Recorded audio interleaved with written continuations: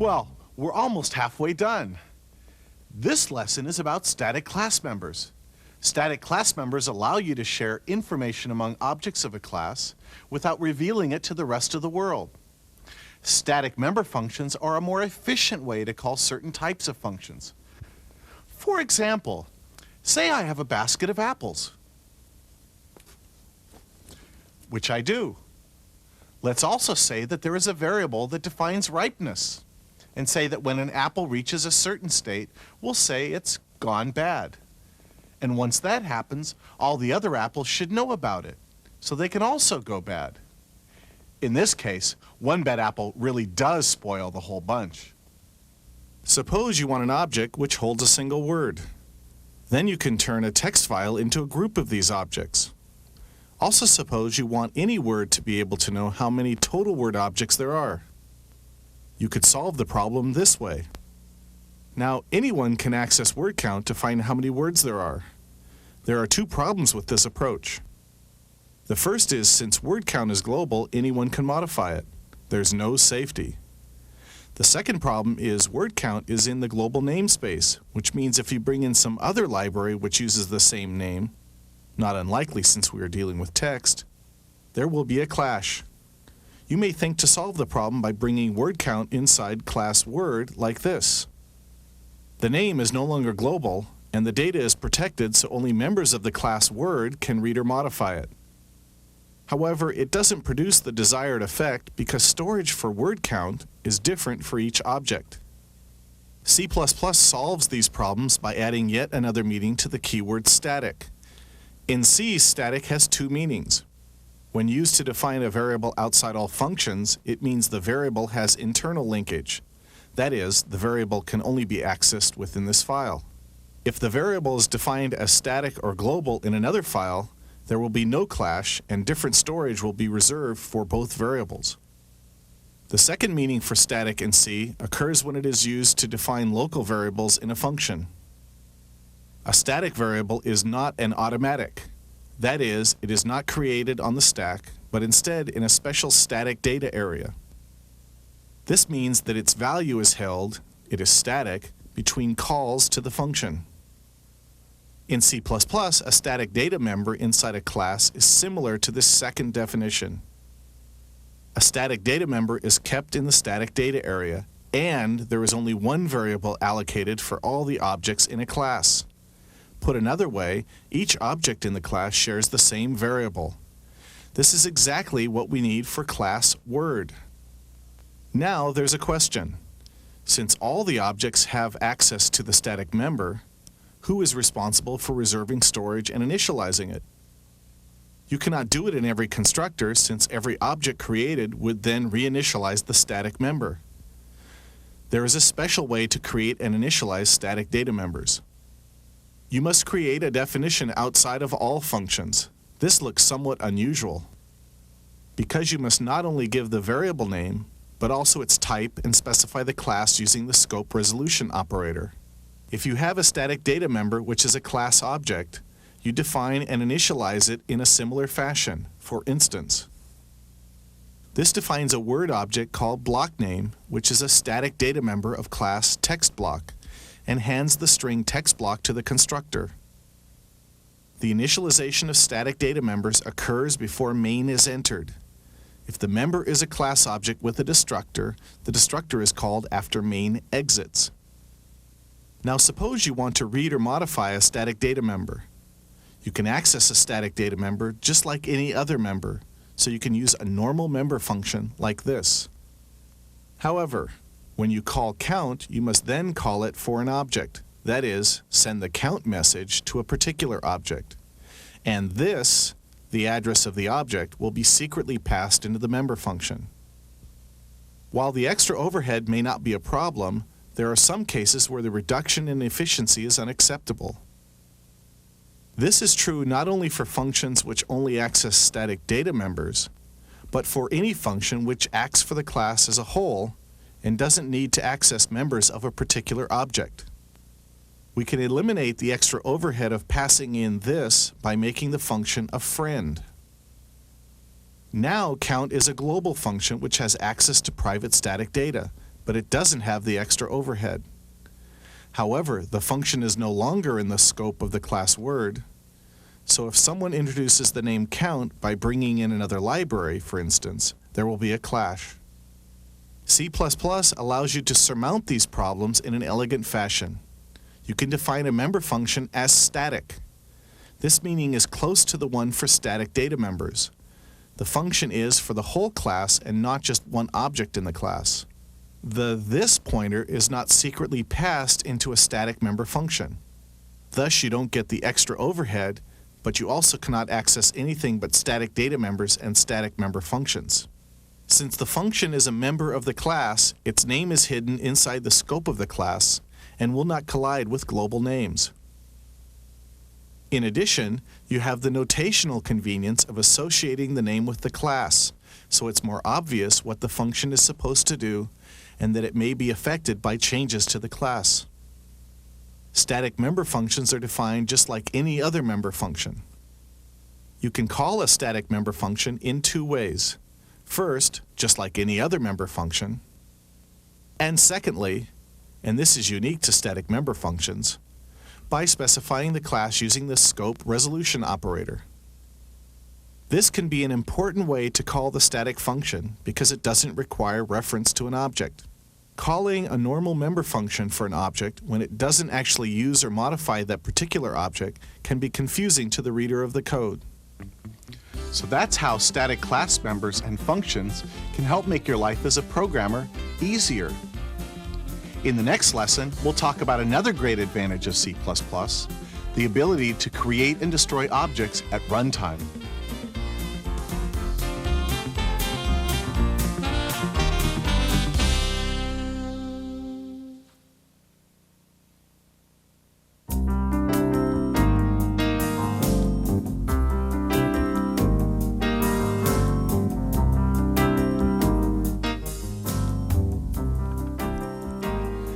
Sometimes when you're designing a system, you don't know everything up front. Oh, all right, a lot of times you don't know everything up front. Anyway, that means you need to be able to create and destroy objects at runtime instead of at compile time. With C++, this is easy. We've already looked at how simple it is to tell the compiler to create objects. You give the type of the object and a name and sometimes an argument list. The compiler creates space and calls the constructor to make an object called S. When you create an object this way, you know all the information about it at compile time. There will be times when you don't know the quantity, type, or lifetime of the objects you need at compile time. And you won't know it until it is somehow obtained at runtime. For example, say you're designing an air traffic control system. Each plane has a position, a direction, and a velocity.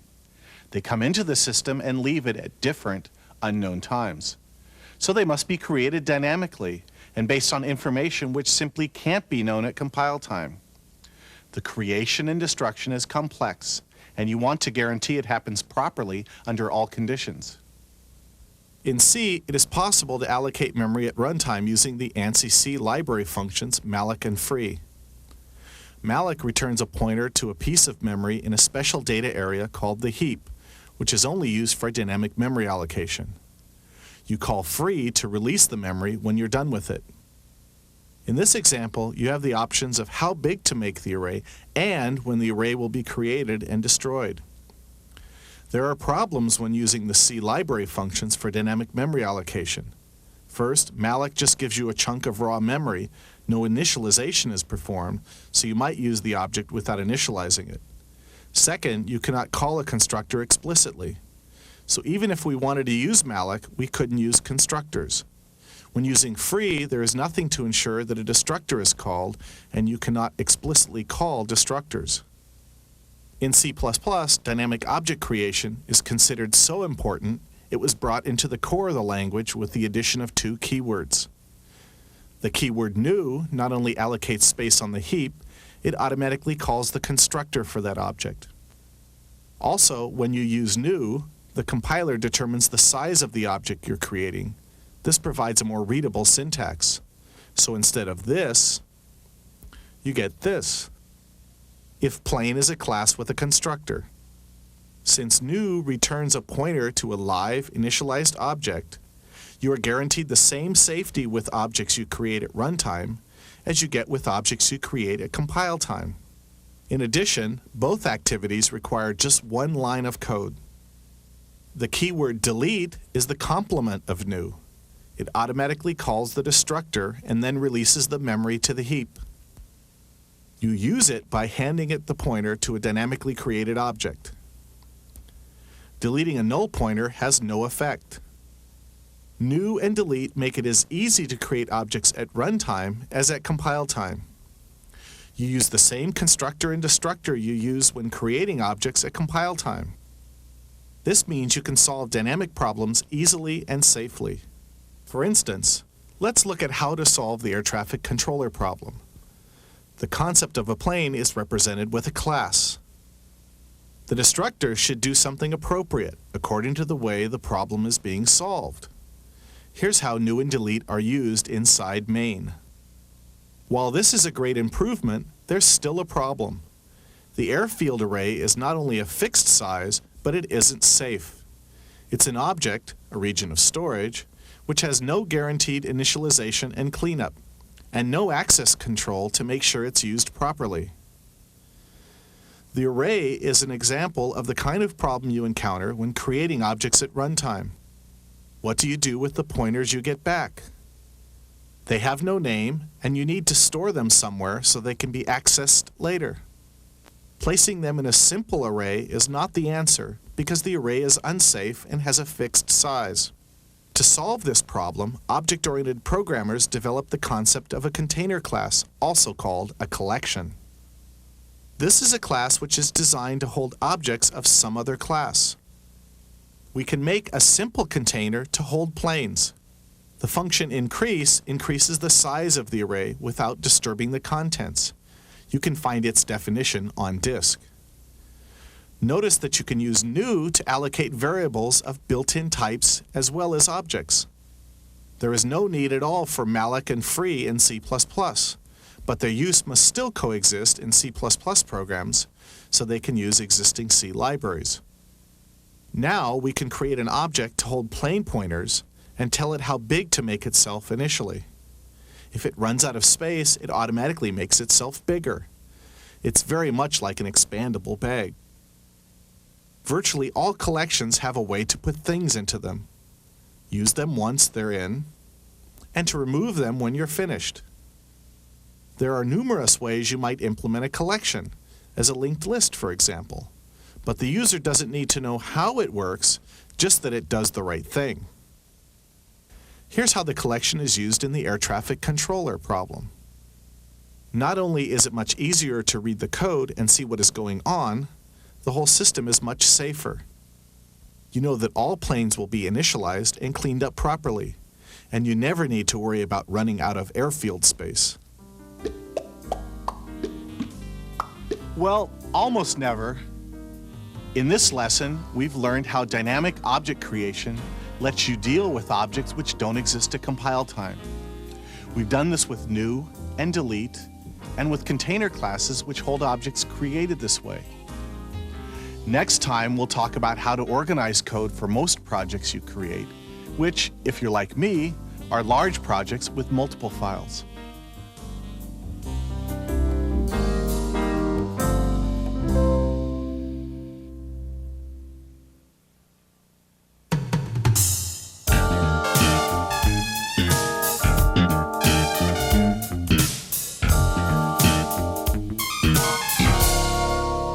All the stuff we've done so far in this course has been pretty small in terms of code. Most have fit inside a single file. But when you work on real projects, odds are they aren't going to fit in a single file. Your code will be a lot more maintainable and much easier to rebuild if you spread it out over many files, also called translation units. In this lesson, I'm going to talk about how to organize your code so that you can take the greatest advantage of C++ and to avoid costly errors. Now, both C and C++ use a concept called header file. A header file has declarations that are used in more than one place. You include the header file any place you want to use the names in that file, both where the names are defined and where they are used. As discussed in Lesson 9, a declaration gives the compiler information about a name. In C++, a header can include any of these declarations. Note that none of the information in a C++ header allocates storage. Since a header file is included in several files, which are later linked, allocating storage in a header file would cause multiple definitions across the files where the header was included.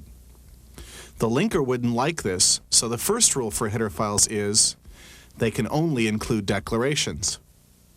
In C, it is possible to use a function without declaring it first. Because you may use the function incorrectly, or the compiler will make incorrect assumptions, C++ requires you to declare all functions before you can use them. You could declare the function by typing in its prototype, but then you would get no check between the place where the function was defined and where it was used, even though type-safe linkage would catch it later. Therefore, the second rule for using header files is you must include the header file everywhere it is used.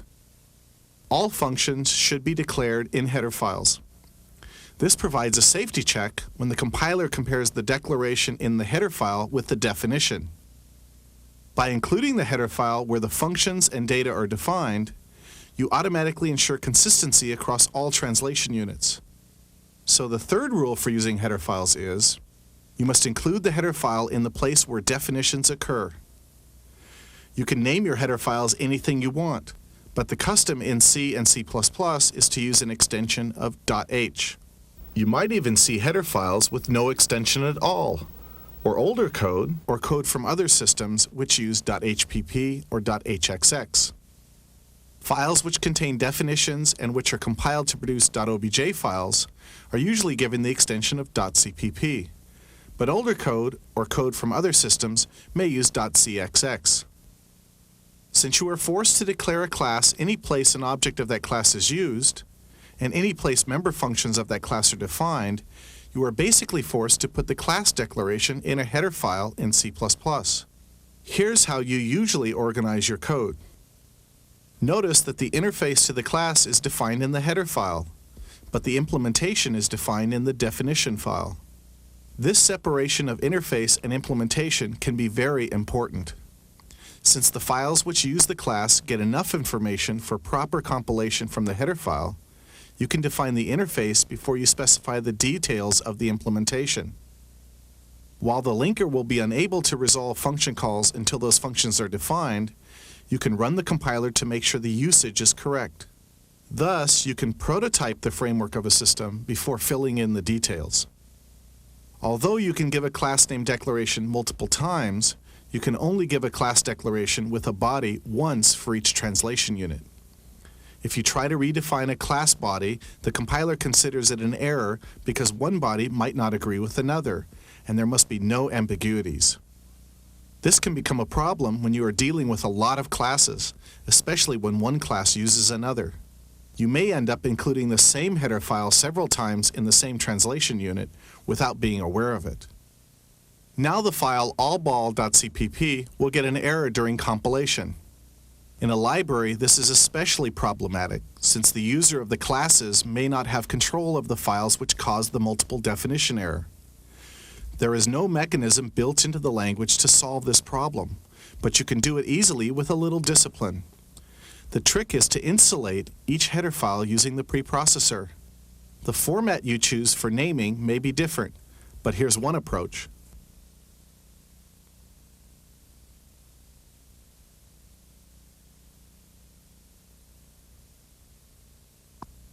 The first time a header file is included, its special name, created by modifying the file name, has not been defined, so the body of the file is included. This inclusion causes the special name to be defined, so the next time the file is included in a translation unit, the preprocessor doesn't include its body. Now your header files can even be part of future classes without your having to worry about multiple class declaration errors. If you organize your code this way every time you write a program, you'll save yourself a lot of headaches. But as you can see, I'm kind of a stickler for neatness. Next time, we'll talk about one of the most powerful attributes of object-oriented programming, inheritance, which allows you to create new types using existing types and save yourself a lot of work in the process.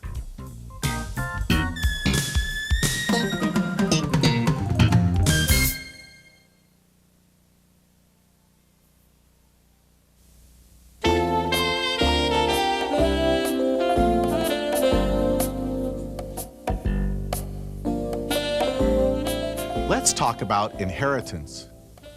Inheritance is one of the best things about C++. So far, all the classes we've created have been built from scratch, which is probably the way you've been working when you want to add new features to a program, since it's usually just as easy to write new code as to change existing code, debug it, and all that other rigmarole. What you want to do is be able to add new features to a program without changing the original code. And that's what inheritance lets you do. In C, if you have a library of code and its source, which isn't always the case, as you well know, you can make changes. But first you have to have a copy of the code. As you make modifications, you need to understand the internals of the functions that someone else may have written. As you do this, it's a given that you're going to introduce some bugs. These may or may not be easy to find, so you end up with two bodies of code, the old debug body and your new body of code, which contains the old code in some form, plus additions and changes, and of course new bugs. Future changes mean more copies, and the amount of code you need to maintain increases, but without an equivalent increase in functionality. Creating new data types, that is, classes, is the fundamental activity in C++, since we use types to model the problem being solved. When we think about changing or extending code in C++, it's natural that we think not in terms of data or functions, but in terms of classes. Thus, reusing code in C++ means reusing classes. It's very common that an existing class that you or someone else has written and debugged doesn't quite do what you want. In C++, you can make a new class from an old one using inheritance. When you inherit, you say, this new type is that old one plus some data and functions. With inheritance, you don't make a copy of the existing member functions, you just use the ones that are already there. You can add new data members and function members. You can also change the meaning of existing functions by redefining them so they have a different behavior for your new type. You don't even need the source code for the member function definitions, just the header files containing the class declarations, which must always be available to use the class in any case. This means you can inherit from any vendor's class library, whether they provide source code or not. Let's see how the syntax works. First, suppose we have a simple class which represents a signal sent between objects. A signal is pending until it is cleared.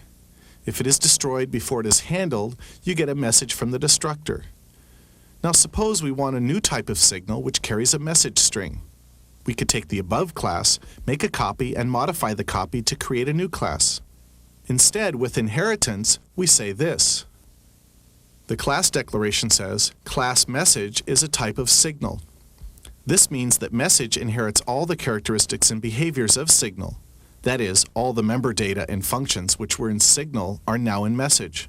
For instance, you can call the function status for a message object, even though it was defined in signal and you don't see it in message. We've also added three functions.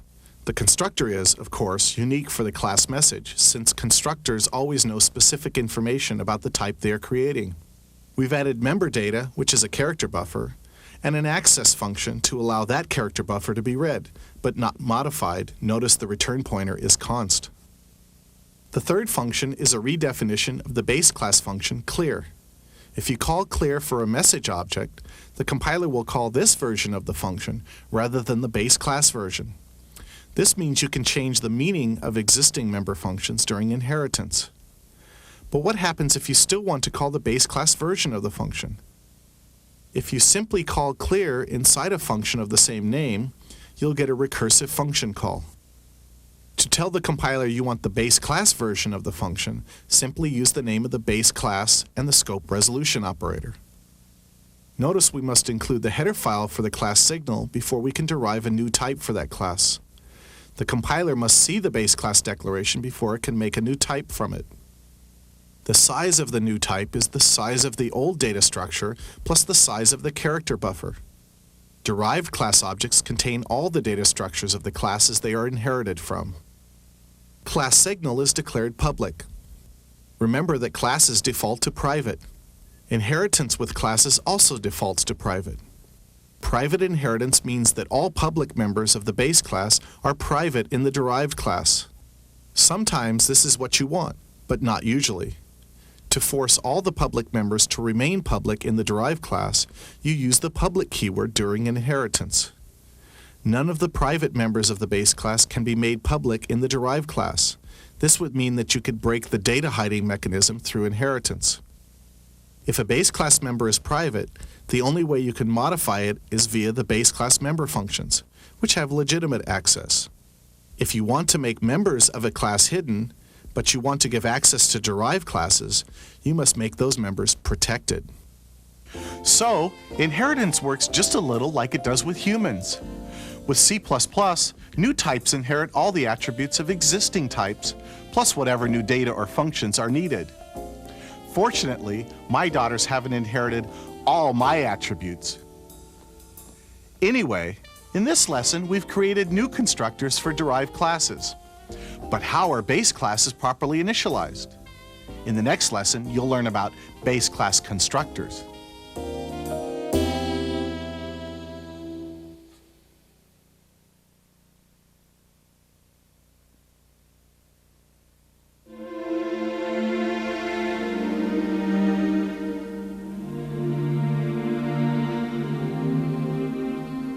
In Lesson 14, we learned about inheritance.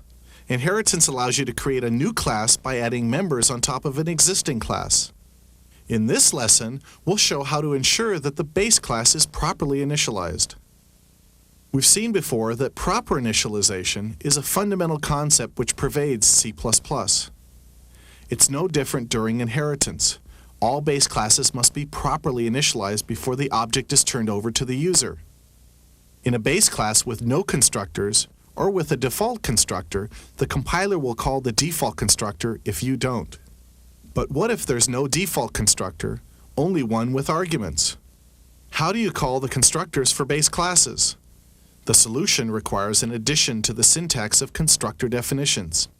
You explicitly call base class constructors using the constructor initializer list, which occurs after the function prototype, but before the opening brace of the function body, like this. The colon after the argument list indicates the beginning of the constructor initializer list. The list consists solely of constructor calls. Often, you only have a single constructor call, but you can have more than one if you are using member objects, which we will discuss in Lesson 17, or multiple inheritance. The constructor initializer list allows you to explicitly initialize base classes by passing arguments to their constructors. Let's look at a more interesting example. Suppose you derive a new class called Cycle from the message class in Lesson 14. The message class has no default constructor, only a constructor which takes a character pointer as an argument. Thus, you cannot let the compiler automatically call the constructor, since it wouldn't know what to do. You must call the constructor for message in the constructor initializer list for Cycle. Here's what it looks like. You simply give the name of the class and the arguments. It's quite simple and intuitive. You'll notice we are using a local enumeration in the class. Enum state is public because otherwise the class user couldn't access it, as we do in main. When you refer to an enumeration name, which is inside a class, you must give the class name and use the scope resolution operator. The advantage of using an enumeration locally to a class is that the names of the enumeration cannot clash with any global names. This is quite important because enumerations often consist of many names, so the possibility of a clash is significant. You may wonder about the order of initialization of base classes. Which is initialized first, the earliest class or the latest one? To find out, it is helpful to create an experiment. Here, we've created 3 layers of classes, each of which announces when its constructor is called. The output of this program is Thus, constructor calls always start at the base class and work their way out. This is important because any derived class constructor needs to assume that the base class has already been initialized, since you may do something in the derived class constructor which depends on a properly initialized base class. In this lesson, we've learned how to explicitly call constructors for base classes in the constructor of a derived class. In the next lesson, we'll look at the way destructors work when using inheritance.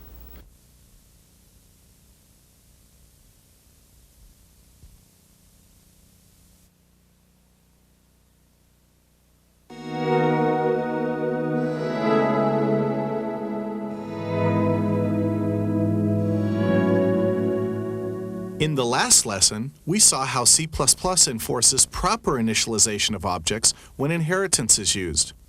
Calls to base class constructors are either made for you if a default constructor is available, or you can make them explicitly in the constructor initializer list.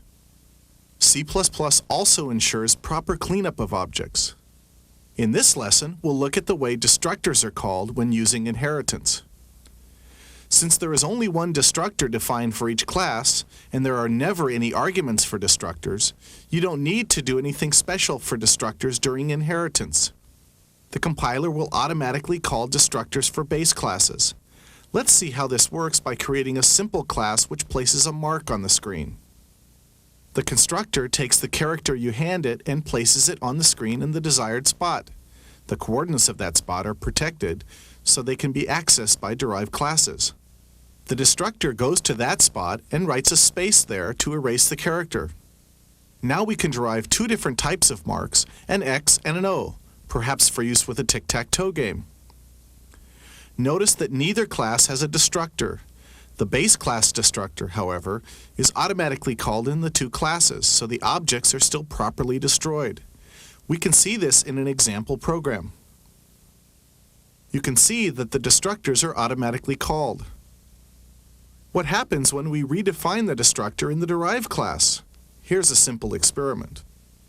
Each constructor and destructor simply announces itself. Now we see two interesting things. The first is that even though both the constructor and the destructor are redefined in the derived class, both the derived class version and the base class version of the constructors and destructors are called. Contrast this with the typical function represented by f. The call to f causes only the derived class version of the function to be called. If you want the base class version to be called also, you must do it explicitly in the derived class definition for f. Note that constructors and destructors are the only functions which automatically call all the base class versions of the function. This is important because all the base class portions of the object must be properly initialized and cleaned up. Constructors and destructors are unique in some other ways also. You cannot take their addresses, and they don't have any return values. Whenever you deal with constructors and destructors, remember that they are special because they are performing the rather magical acts of bringing an object into existence and taking it out of existence. These acts are outside the normal flow of events, so the functions are unusual too. The second interesting point is the order of destructor calls. Notice that while the constructor calls build the object from the bottom up, the destructors destroy the object from the top down. This order is important because of what assumptions the functions must be able to make. Any constructor cannot know what is derived from it, but it must be able to assume any base class member function it calls will behave properly. This is only true if the base class constructors are called first. Similarly, a destructor must be able to assume that all base class functions will behave properly, which is only true if the base class destructors are called last. It's always important to remember that constructors and destructors are special. We've seen that they also act differently during inheritance. In this lesson, we've covered base class destructors. In lesson 17, you'll learn how to create new types with composition.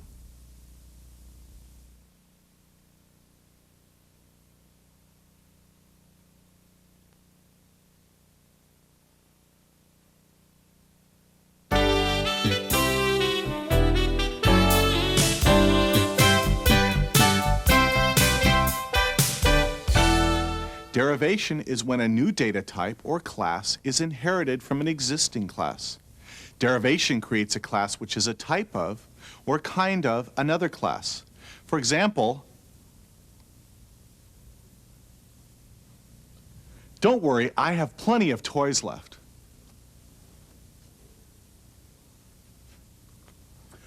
A car is a type of vehicle. This type of relationship makes sense, at least in a lot of situations. However, if you had a wheel class and an engine class, you wouldn't make a car class from either of those, because a car is not a type of wheel or a type of engine. A car does contain an engine, and it does contain wheels, and doors, and hubcaps, and tie rods, and floor mats, and radios. Anyway, to represent this relationship in C++, we use composition. An object is composed of other objects, as well as being derived from still other objects. In this lesson, we'll look at how composition works. So far, all class members have been built-in types: ints, floats, character strings, etc. We can just as easily compose classes with user-defined types just by creating an instance of a class inside the new class. Here's what it looks like. You can see that composition with user-defined types is as easy as using built-in types. That's the way it's supposed to be. Once you create a class, using it is almost exactly like using a built-in type. There is a difference, however. Built-in types don't have constructors and have nothing like private members, so we haven't had to worry about initializing them so far. But classes usually have constructors, which must be called. In addition, member objects in a class must be initialized before you enter the body of the constructor. Otherwise, the objects might be used before they are initialized. To solve this problem, we again use the constructor initializer list. As well as calling the constructors for base classes, we can also call the constructors for member objects. Indeed, this is the only place we can call the constructors for member objects. The form is identical to that used for inheritance. The constructor initializer list starts after the argument list and a colon, and ends up at the opening brace of the constructor body. When you have more than one constructor call in an initializer list, they are separated by commas. If you have a base class, or more than one base class in the case of multiple inheritance, you simply put the call to its constructor in the list, just like all the other calls. It's even possible to make a pseudo-constructor call for a built-in type in the initializer list. For instance, we could rewrite the above constructor like this. This has exactly the same effect as before, assigning the value of pass to passengers. Pseudo-constructor calls for built-in types are often used by programmers in place of assignment, although the effect is exactly the same. The choice is purely cosmetic. Destructors are automatically called for member objects just as they are for base class objects. Composition is a relatively easy concept. It's common sense. The only trick to putting member objects into a class is remembering to call their constructors in the constructor initializer list. Next up is a lesson where you'll see how you can build a model of the problem you're trying to solve by creating a family of types through inheritance.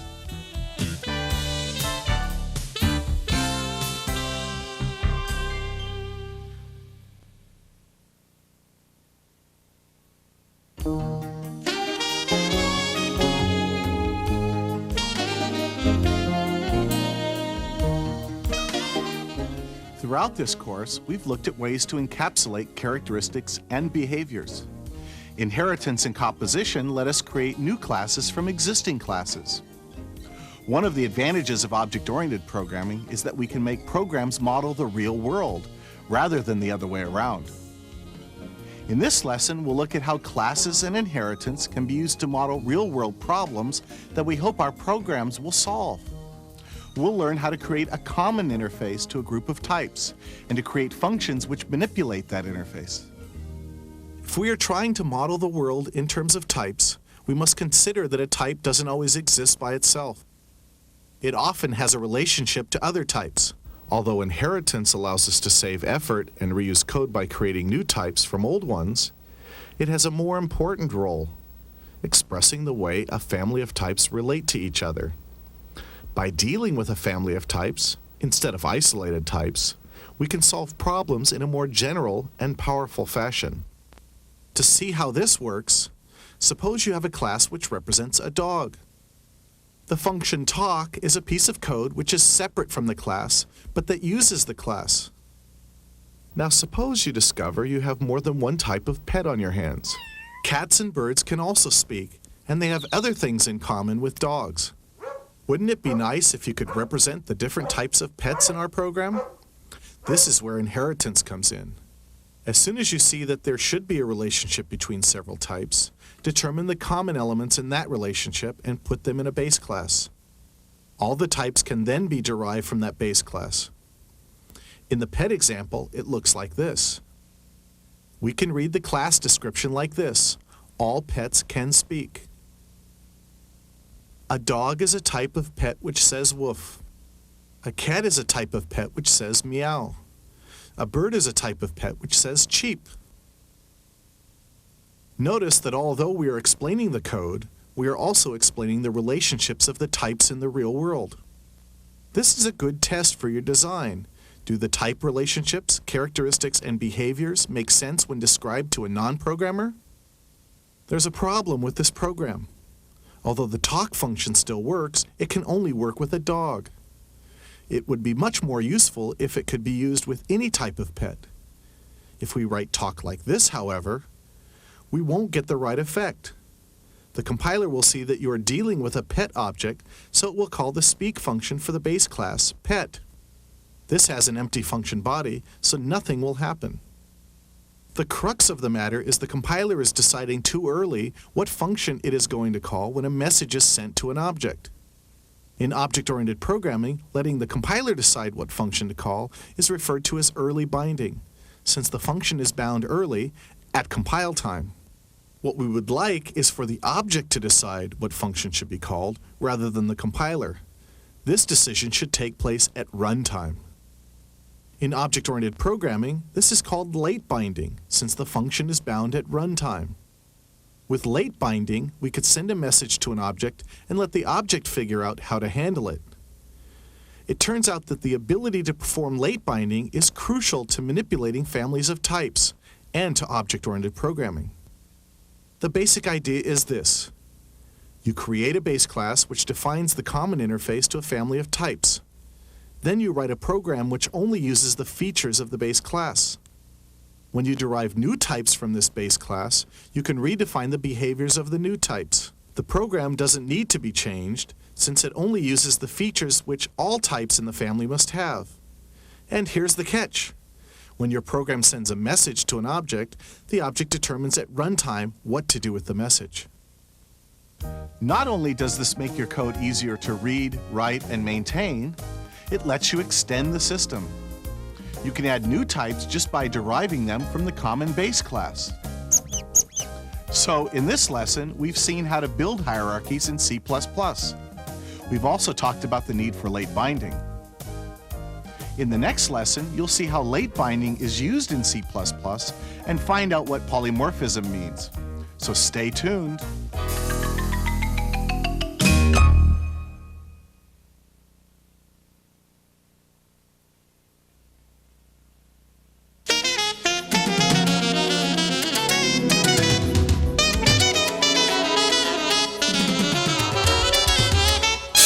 In the last lesson, you saw how families of types with a common interface in the base class and different implementations in derived classes model problems you want to solve.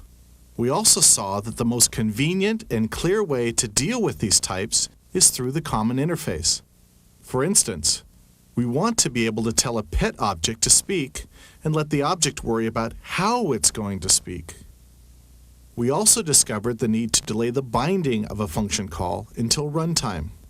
This is called late binding.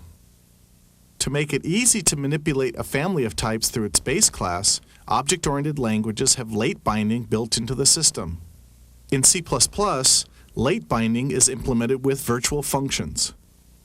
The special keyword virtual tells the C++ compiler that it should not bind any call to this function at compile time, but instead delay the binding until runtime. Let's see how this works in the pet example from the last lesson. 3 changes have been made here.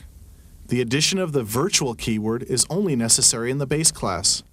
Any derived class which has a function with the same name and prototype will also use the virtual mechanism.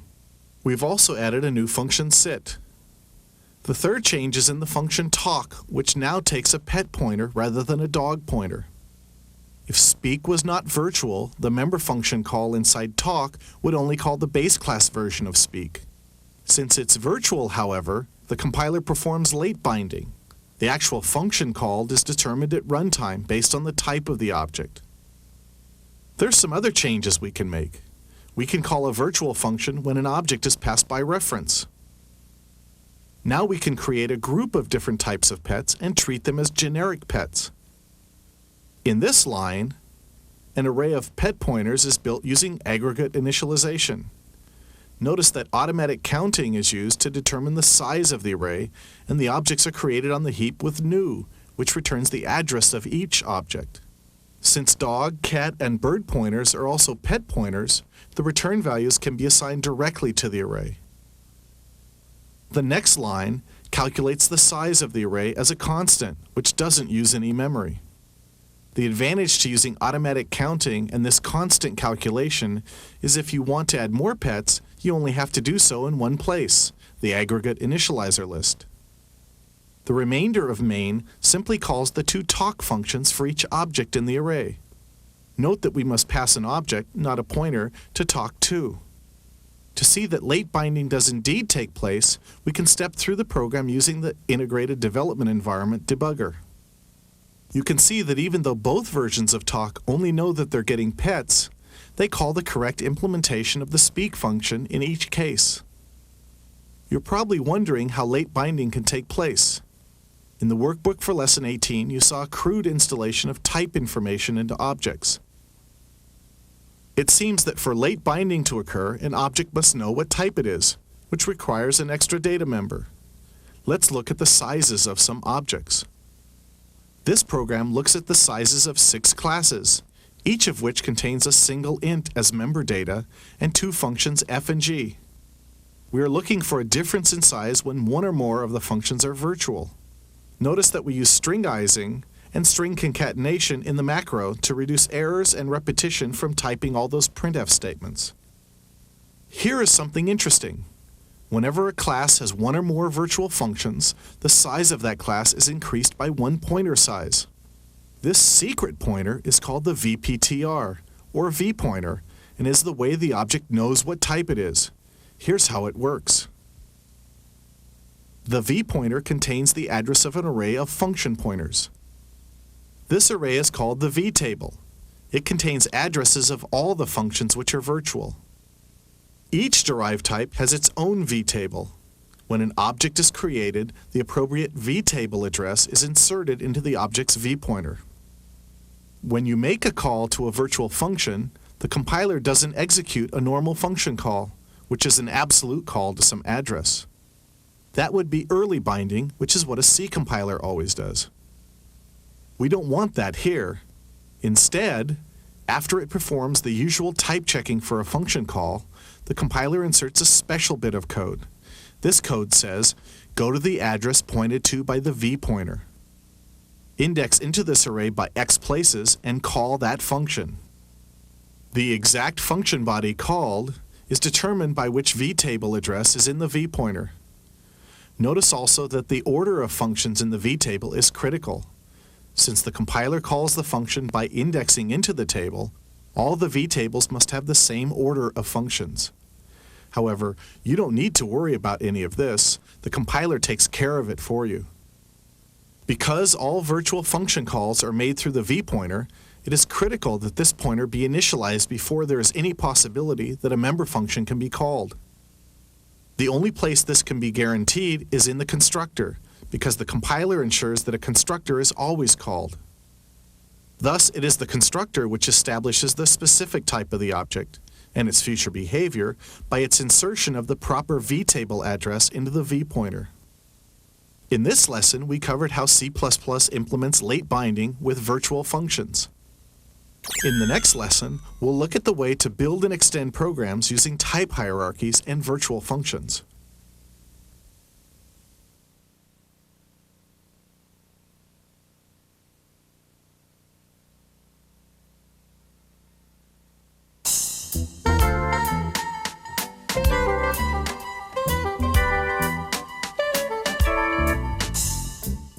You now understand how to use object-oriented features in C++ to create new data types, either from scratch or from existing types with inheritance and composition.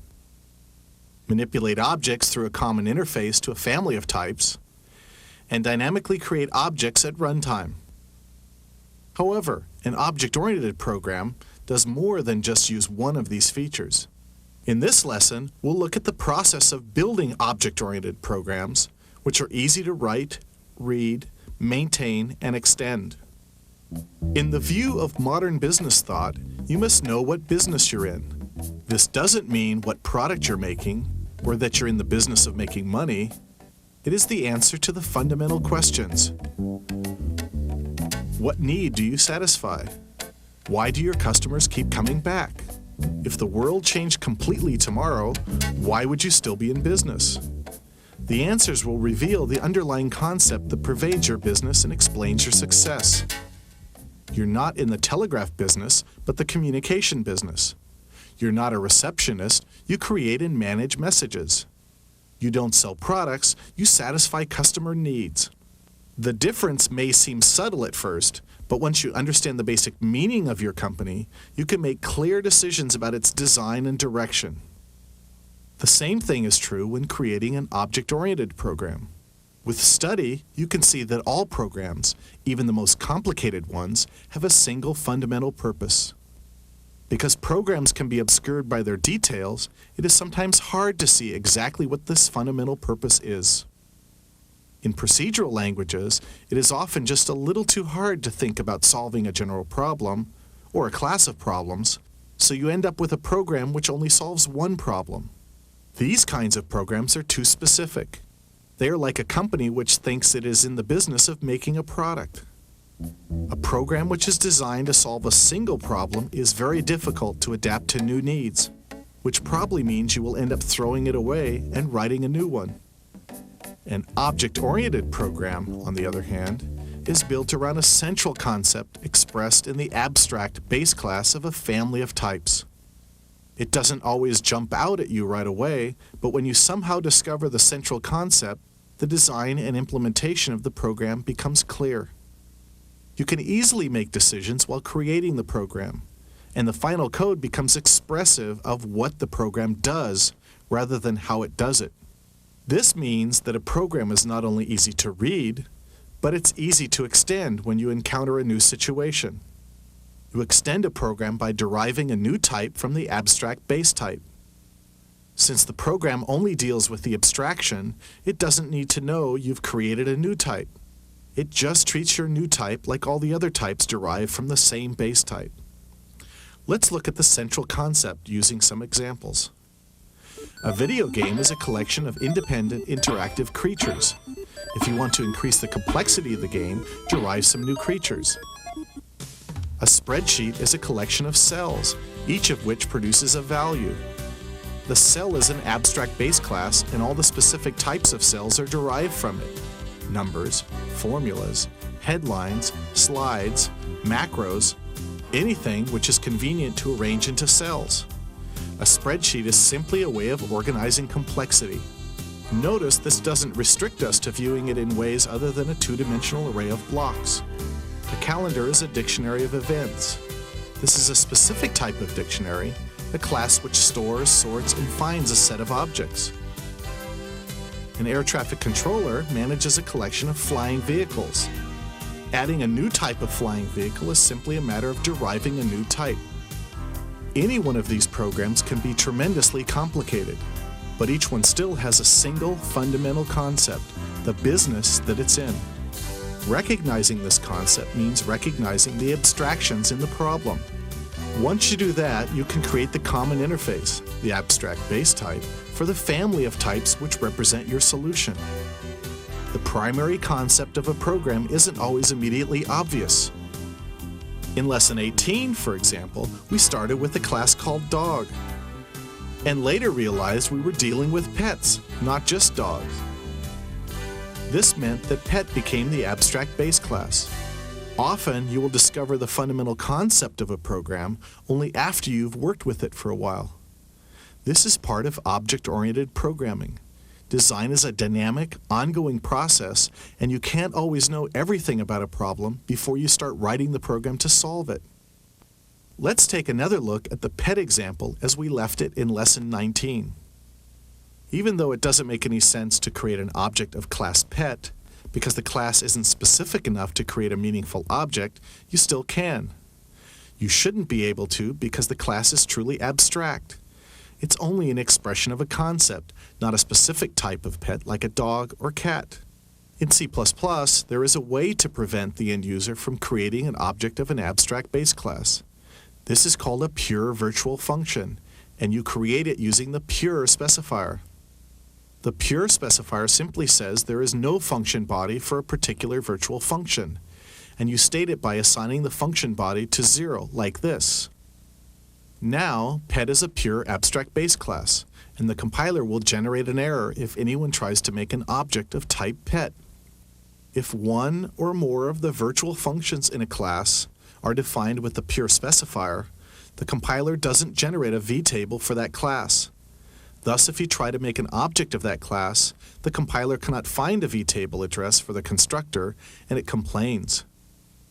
Since pet is a common interface to all types of pets, we can now easily extend the program without modifying the portions of the program which work the abstraction of a pet.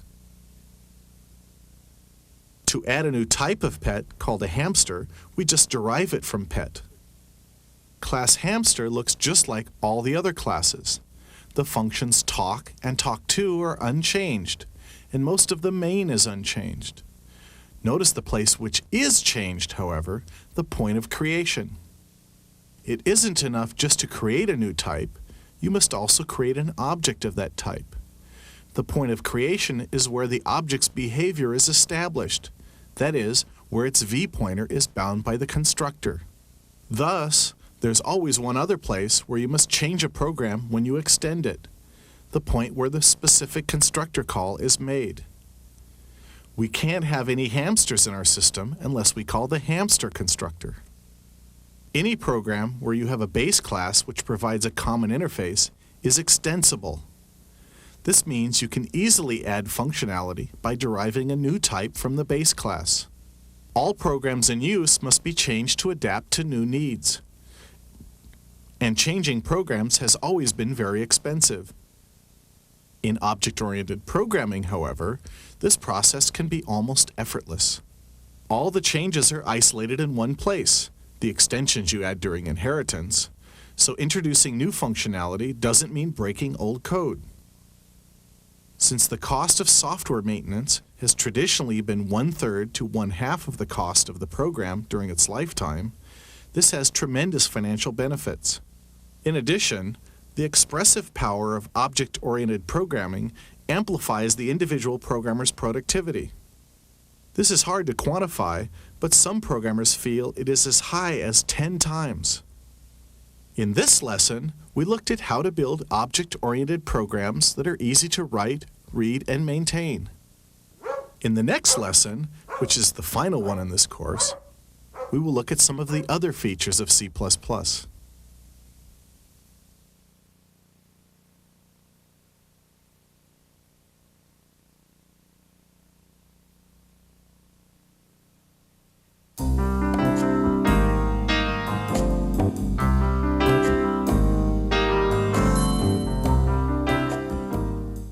Well, I guess this is it, the last lesson. Over the past 20 lessons, you've learned a lot about C++, creating new data types, inheritance, polymorphism, and dynamic object creation. Not to mention the other important features of the language like collections, function overloading, constructors and destructors, type-safe linkage, data protection, references, constant inline, static members, untagged enumerations, and code organization.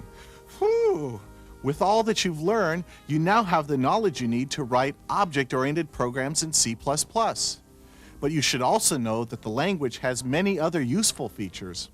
For example, operator overloading lets you define the behavior of operators when used with objects of a class. This is especially helpful with the equal operator. This example defines a graphical object, point, that uses operator overloading. Class point has an x and y location. Since point is a mathematically oriented data type, we may want to use it in equations rather than calling member functions in the ordinary way. We can do this by using the operator keyword to define behavior for the equal sign and the plus sign when used with objects of class point. Now, when the compiler sees a point on the left, followed by a plus sign, followed by a point on the right, it calls the member function operator plus for the object A, with the object B as the argument. Similarly, when the compiler sees a point followed by an equal sign followed by a point, it calls the member function operator equals for C. Operator overloading allows you to create your own natural syntax when using mathematically oriented objects. During some of the exercises, we talked a little about multiple inheritance. But there's more to it, and it isn't as simple to use as single inheritance. Although you can often avoid using multiple inheritance, sometimes you need to combine features from two dissimilar classes which you didn't create yourself. Here's an example. Suppose you have a class which can store itself on disk, and some system to manage the storage of that class. Now suppose our old elevator class was written by someone else, but you want to be able to store it on disk. Without multiple inheritance, you would be in for a hard time. But with multiple inheritance, you can simply say an S elevator is storable, and it's an elevator. You must explicitly initialize the two pieces of the new class called subobjects in the constructor initializer list. Although you can call storable's version of the store function, it probably won't do the right thing for an elevator, so it needs to be redefined. Programming takes practice, but we've given you the foundation you need to become a great C++ programmer. That's all I have to say. I'd stick around, but I really have to get this office cleaned up. Good luck, thanks for joining me, and go out and build some great objects.